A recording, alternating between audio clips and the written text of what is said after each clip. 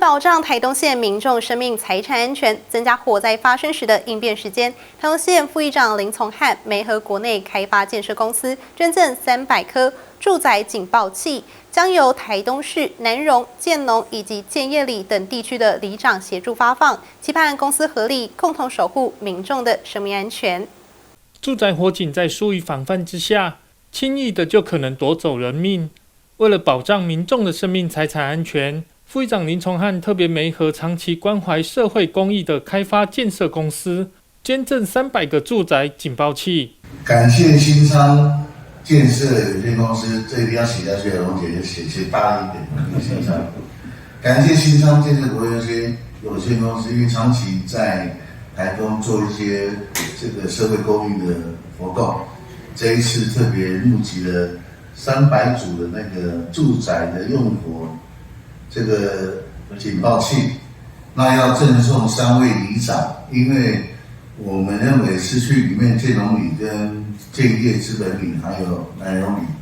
这种消防车通常进去不到的巷道房子，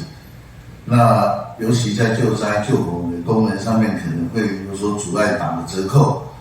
那经过我们的这个行政科长特别仔细的查证、实地的研究之后，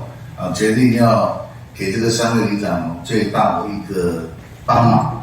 所以我们今天感谢这个新昌建设有限公司特别募集了这个300组，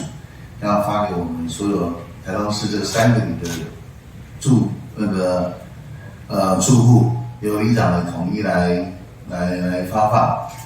在我们偏乡